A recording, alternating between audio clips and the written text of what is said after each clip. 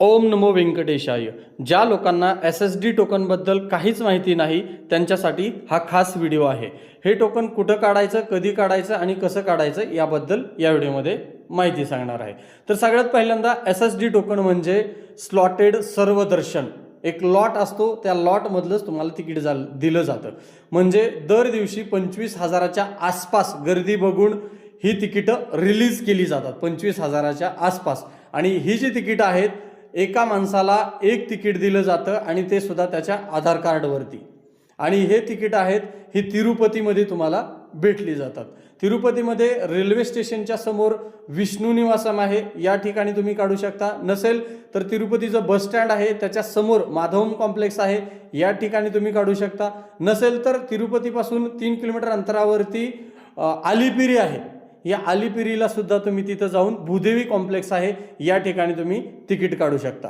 तिन्हीपैकी तुम्ही कुठेही तिकीट काढलं तरी चालेल आणि हे तिकीट फ्री ऑफ कॉस्ट असतं। हे जे तिकीट आहे हे पर पर्सनला दिलं जातं, म्हणजे एका माणसाला एकच तिकीट आणि ते सुद्धा फोटो काढून आणि तुमचं आधार कार्ड असेल तर। आणि हे जे तिकीट आहे हे तिकीट दुसऱ्या दिवशीचं असतं, म्हणजे रोज दुपारी 2च्या नंतर ही तिकीटं रिलीज केली जातात आणि ती सुद्धा दुसऱ्या दिवशीचं।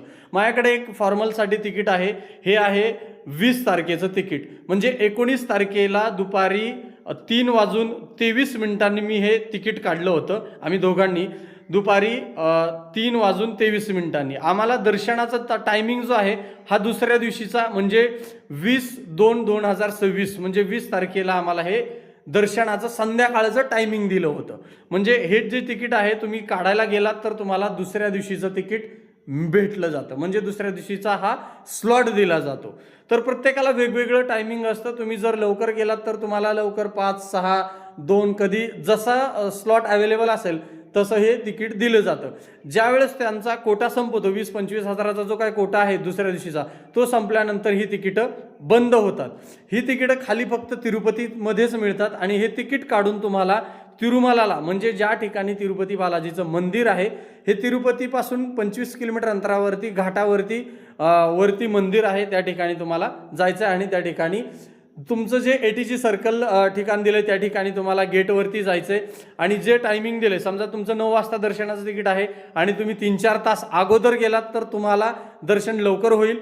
तुम्ही अगोदरही जाऊ शकता आणि उशिराही जाऊ शकता। काही लोकांना दुसऱ्या दिवशी दुपारचं 3चं दर्शनाचं टायमिंग असेल तर ते पोहोचू शकत नाहीत, तर अशा टायमाला उशिरा गेलं तरी चालेल। आणि हे SSD टोकनमध्ये तुम्हाला किमान 6 ते 7 तास दर्शनासाठी लागतात आणि गर्दीचा जर मोसम असेल तर तुम्हाला 8 ते 10 तास सुद्धा लागू शकतात, उन्हाळा असेल तर जास्त वेळ लागू शकतो।